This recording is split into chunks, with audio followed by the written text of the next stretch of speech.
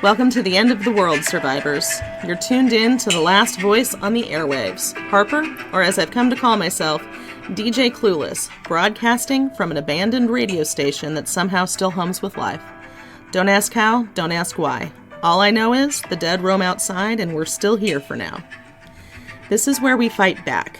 I'll be your guide through the madness, sharing survival tips, whispers of safe havens, and the occasional existential crisis.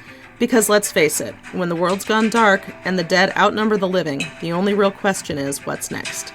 Stick around if you're still alive.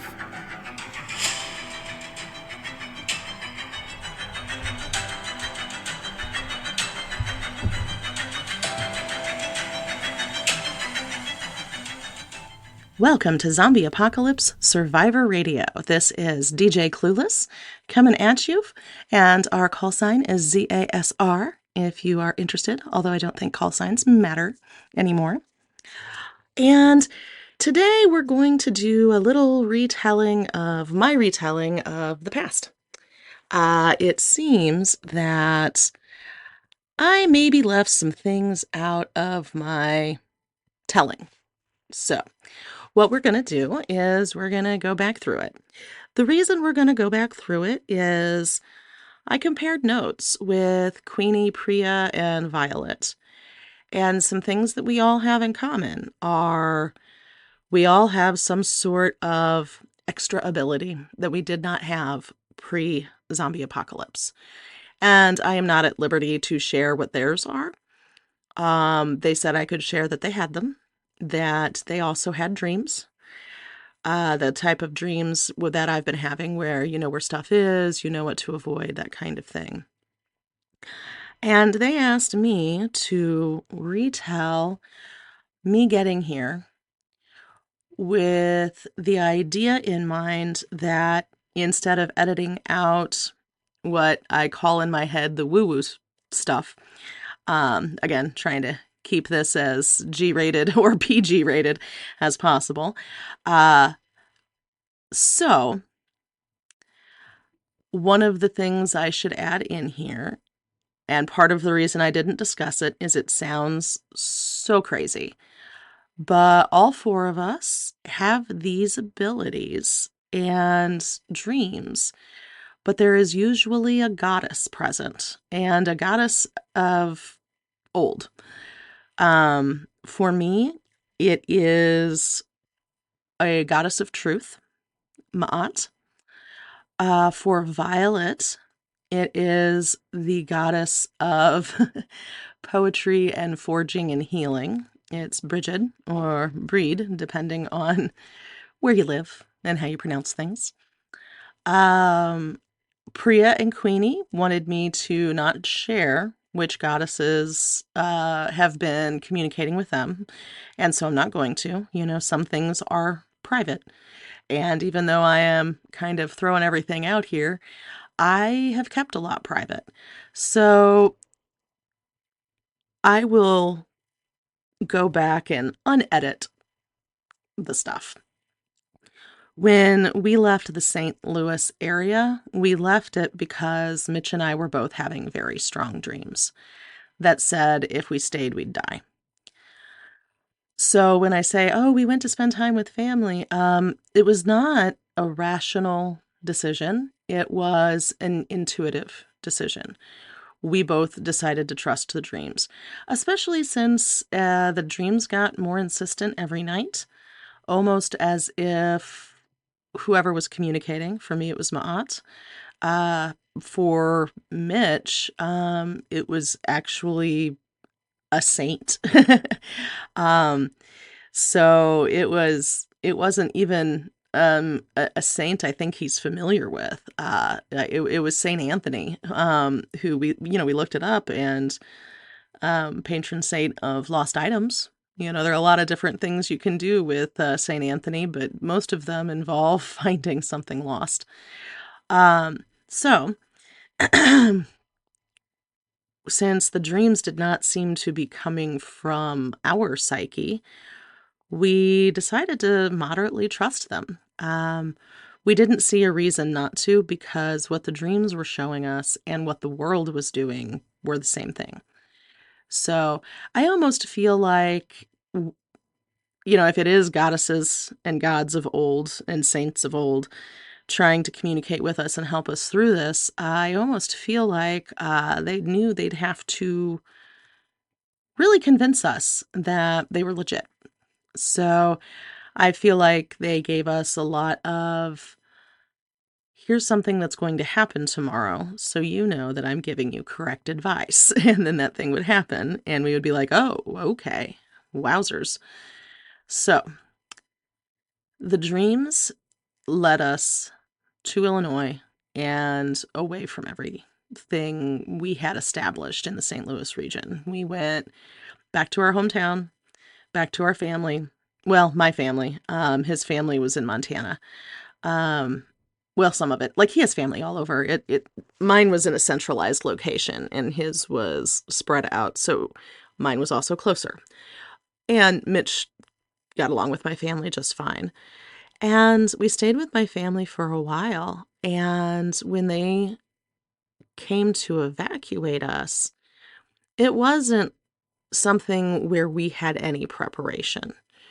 We were the first there, but I know that they were evacuating a lot of different places, because what happened while we were staying with my family is that the zombies in Chicago breached containment. They had containment walls around the city, which is hard to do because, as anyone who's been near any city knows, cities sprawl.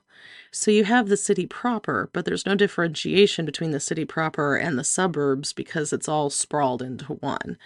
So it was more like Chicagoland was cordoned off, not just the city of Chicago. It was much bigger than that. And, the bigger the area that you have cordoned off, the harder it is to guard, the harder it is to maintain, and the harder it is to notice when containment's breached. So we were sitting in the living room watching the news. All of us, I mean, we were kind of glued to the news at this point. And there started being loud noises outside. And by loud noises, have you ever played a video game where they have like the emergency wah, wah, wah noise? Um, it was like somebody was driving through neighborhoods doing that and then making announcements. So we went outside to see what it was, and they were evacuating the neighborhood, but it was not come here on Tuesday at 10 a.m. You will be evacuated. It was get in the truck or you're going to have to face this horde. So I said we should not do it. My dreams had said to, stick with family, stick alone though, not to join up with large groups, not early on in this whole zombie apocalypse world. Later on, I could join large groups, but it wasn't really a matter where we could debate. My family saw the trucks. We'd all had to-go bags ready, the bug out bag, that kind of thing, because we all very much had a sense when it was time to go, we would have to go immediately. So we all grabbed the bug out bags, and, my brothers-in-law were carrying kids. So was Mitch, and we ran for the trucks because the trucks did not stop. They were driving through slowly, and you could jump in the trucks and go with them, but they weren't stopping. And we found out why.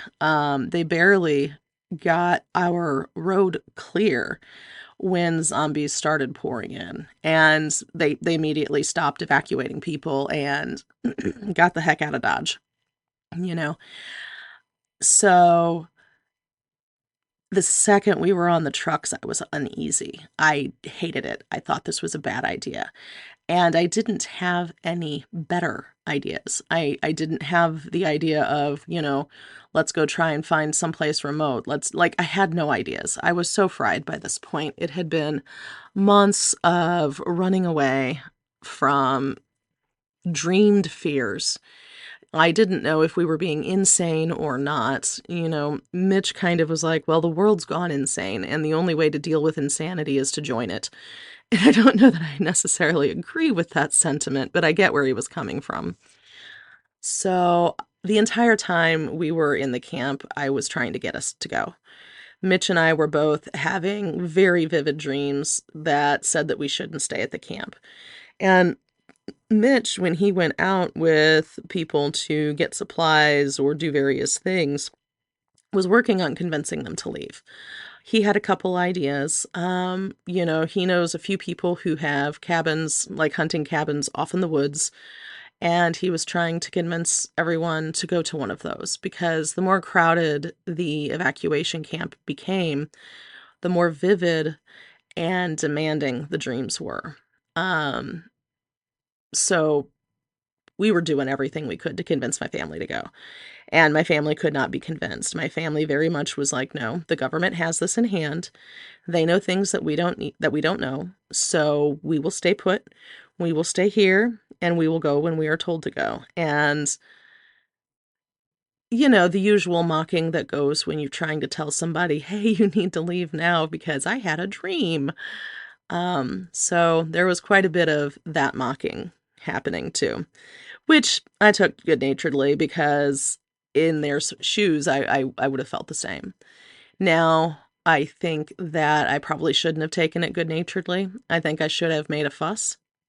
If I had a time machine, I would have probably herded us all out of that camp within the first couple of days. We had to leave the location we were in. That was necessary. But staying at the camp for more than a few days was not. And if I had a time machine, which I don't, I would go back, and one of the things I have noticed is people have a tendency to, if you make a very big fuss, at least try to placate you. So I would have made a much bigger fuss. I probably would have had the equivalent of a grown-up temper tantrum just to get them to see it my way. But I didn't.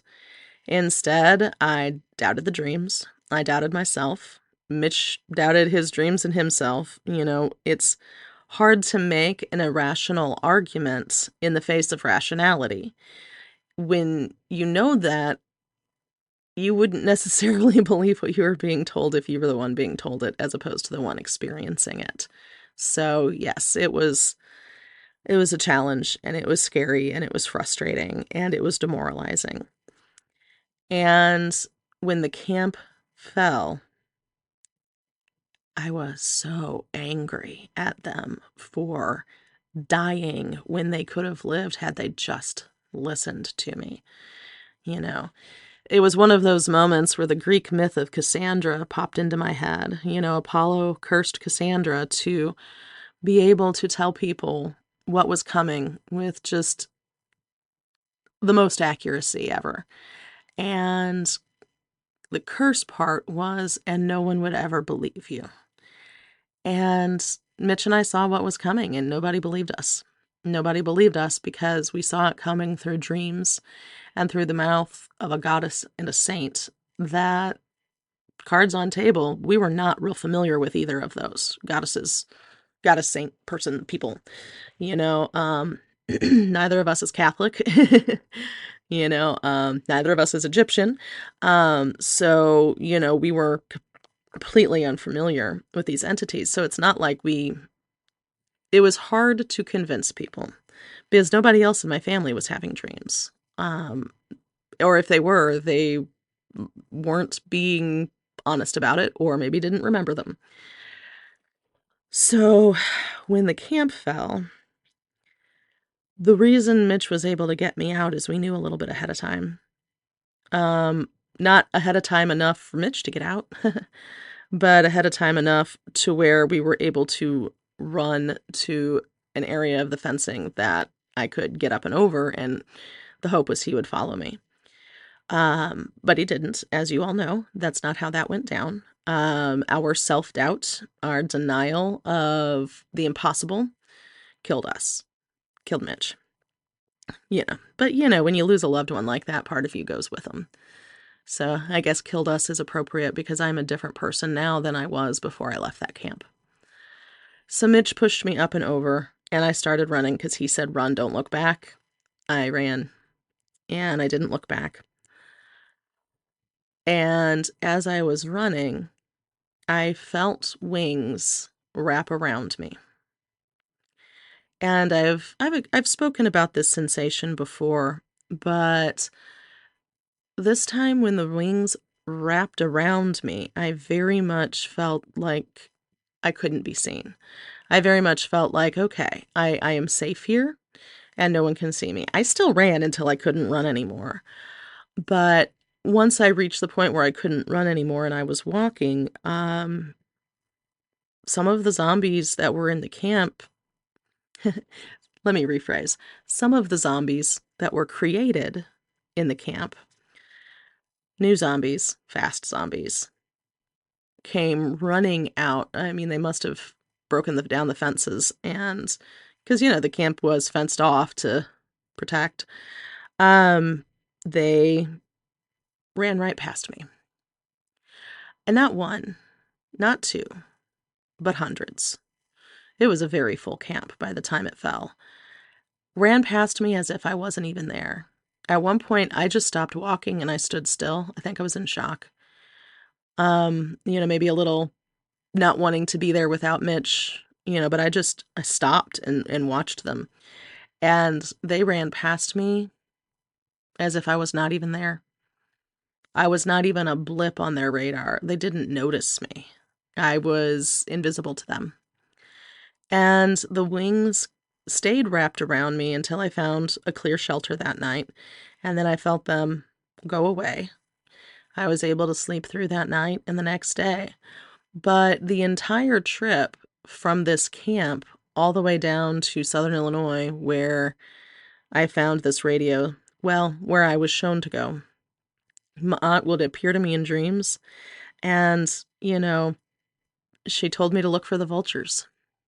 It's part of why the vultures mean so much to me is my aunt said when I found the vultures, I would be fine. I would find safety and to follow them.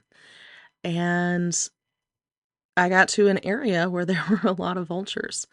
But before I got to that area, as I was making my journey, my aunt showed me in dreams or with vultures circling overhead where to find the bike, that had this little trailer basket attachment on the end. Showed me different places that were safe to sleep. There were times when I would be somewhere where there were quite a few zombies and those wings would wrap around me and the zombies wouldn't notice me. I would not be chased. I'd be able to make it through without the zombies coming after me. I, I call them the wings of invisibility in my head. And what has happened when I got down here is I was in a stable place. I was in a place where there was plenty of food, plenty of water, um, heating and air conditioning. I mean, the lap of luxury in the zombie apocalypse, to be fair. So I did not really think too much about using that ability because I never consciously used it. I never went invisibility wings on or anything like that.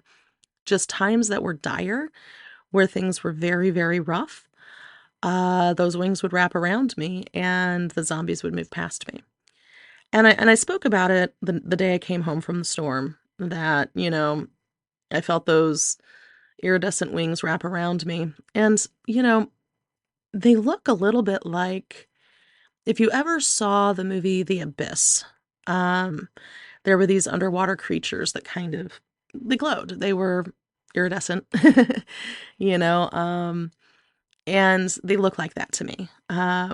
Brightly colored, kind of a neon color with a black backdrop wrapping around me. Um, if they weren't so big, they're like butterfly wings, except huge. So that's the imagery I see when it happens, but I don't consciously call that into being. I don't consciously say, "Hey, wrap around me, iridescent wings of invisibility." And that is what I was talking about with the other women here is if this is an ability I have, I should try to do it on purpose. So the other thing we tried to discover, is this just an invisibility to zombies? Or is this an invisibility that kind of goes across the board? And it is interesting because it does work on humans. Now, if a human knows what is going on, like, my wonderful women here all knew that I was turning invisible, you could see a little bit of a shimmering. They described it as, you know how over a fire, it's a little wavy, the atoms are all heated up, so they're moving super wavy dooby, wavy gravy. So it looks a little bit like that. I probably wouldn't have gone with a molecules over fire metaphor. I would have been like Predator, where it kind of looks like somebody is wearing something that is promoting invisibility. You kind of see it, but kind of can't. So the consensus is it works on humans as well as zombies. They even had me call it up and go outside and walk around the three, because we do have three watch zombies. I don't know why it went from 5 to 3, and these watch zombies aren't ever very close, I think because they know Priya will kill them. But Priya and Violet spotted me from the roof as I went out, and I was not bold enough to go right up in front of them and that sort of thing, but I was bold enough to walk close enough to where if they saw me, they'd make a move. And they did not. So the invisibility wings seem to work with the zombies as well as humans to a lesser extent, because, humans can kind of see there's an anomaly. Humans can kind of go, oh, that's not, what is that? Zombies, I don't think, have that level of intelligence. So thank God. Can you imagine if we had smart zombies too? Jeez. It would be, well, I mean, everything is awful, so I guess it would just be awfuler. Anyway. So that is the truth of what has been going on for me. And I think you can understand why I did not want to share it. But with talking, oh, and thank God they're here, with talking through with other people, talking through this with other people is just a miracle I will never, ever, ever get sick of. I am so glad they are here. But talking through this with all of them, because, we finally, we finally managed to build up the fencing and clean up things. So we've had some downtime. Also, it's cold, and once it snows, it's a lot less fun to work outside. So we've been inside a little bit and talking through some things, now that we have a little bit of room to relax, because we're going to keep building up our defenses and gates and walls and things like that. But right now we have built up what we needed to. Things are going pretty well. So, with that knowledge, we have taken some time to be warm inside instead of freezing to death outside trying to get all of this stuff done. Um, that said, Violet has created a bedroom in the barn for herself. She very much doesn't want to leave the horses alone. And I get it. I get it. Zombies don't eat horses so far, but she doesn't want anything. She doesn't want them to get stolen. She doesn't want anybody to come mess things up, anything like that. So, which makes a certain amount of sense to me. But I also think she really just likes horses. So I think that's a big factor. I think she, like me, maybe wanted a horse as a child and was not given that opportunity. And so as an adult, she's grasping it with both hands, because she is always just delighted to be around those horses. They are a source of constant joy for her, which makes me happy. So, yeah, I I don't know how many of you out there are having dreams or being spoken to by an old school goddess. And by old school goddess, I just mean what we would call mythology. you know, uh, so far I have heard of deities from the Christian pantheon, the Greek pantheon, Celtic, and there was one more that I totally forgot. Norse. That was just a stranger moving through, and a very short conversation at that. So yeah, I don't know how many people are experiencing the same thing. I don't know why it is happening. Maybe the old gods really did exist, and they don't like having the world be full of a zombie horde, so they're helping us. I don't know. What I do know is the dreams are real. The powers that all four of us here have are vastly different, and those powers are very real. Tangible results that you can see in real time. So I am not going to doubt them anymore, and I think that when I speak about things on the radio, I'm going to be a little bit more honest about the woo-woo shit. Sorry for the bad word there, but that's how I look at it. Because if the woo-woo stuff is actually real, that's something we all need to know. That's something we should study. And I feel like we need all of the allies we can get. So I personally am embracing Ma'at. I have long been somebody who embraced the truth with a capital T. You know, even in all of its painful glory, I embrace the truth. Because the truth is painful in a lot of ways, a lot of times. So I'm not totally surprised that Ma'at showed up. It is a little bit of a surprise that any kind of god or goddess would show up just to talk to me. I feel like that's something that you do for heroes of old. That's a Hercules thing, not a Harper thing. But DJ Clueless isn't the one making the rules, so I'm just going to have to abide by them. So the reason we decided to tell this story is if it's happening to four of us, it will be happening to other people. One of the things about the human experience is there are so many commonalities. And I think this is another commonality. I don't think everybody is having the dreams. I don't think everybody is having this experience.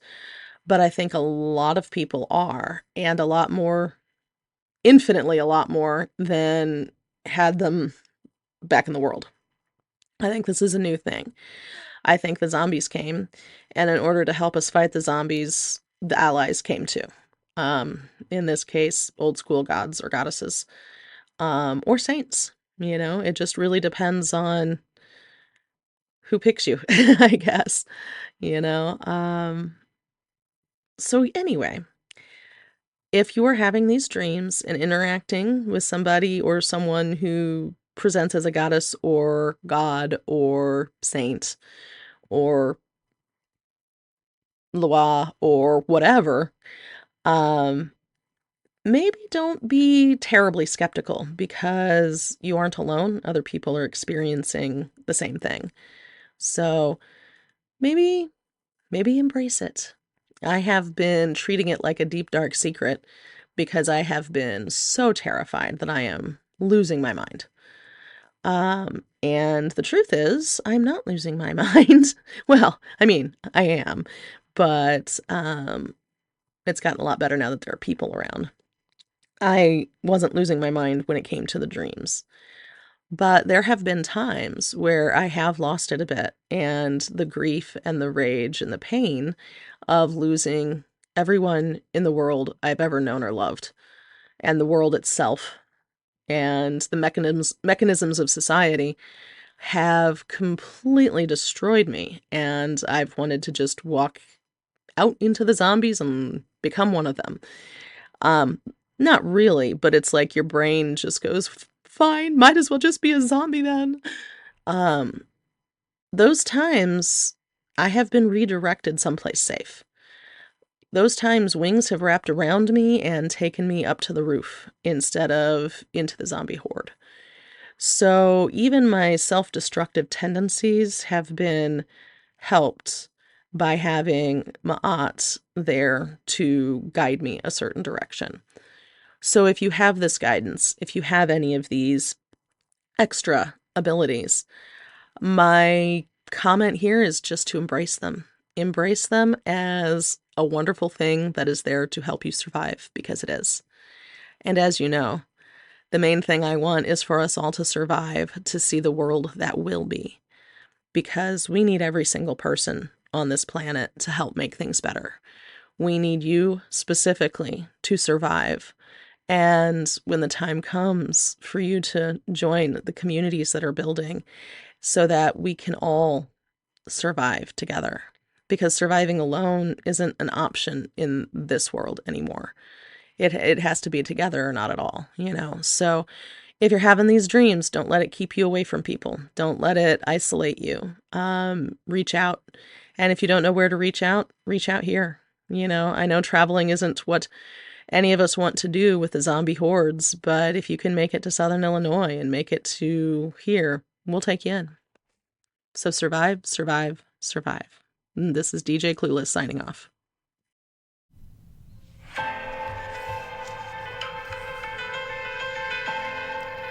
This is Harper signing off for now. Remember, the world's still turning even if it feels like we're standing still. Survive, adapt, endure. And when the dust settles, we will rise again. We will rebuild from the ashes. Until then, keep moving, keep fighting, and whatever you do, survive.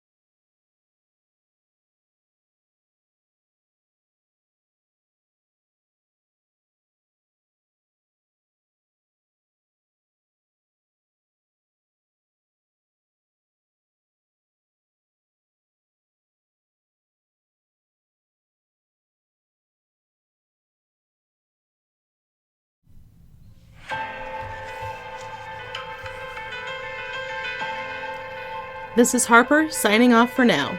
Remember, the world's still turning even if it feels like we're standing still. Survive, adapt, endure. And when the dust settles, we will rise again. We will rebuild from the ashes. Until then, keep moving, keep fighting, and whatever you do, survive.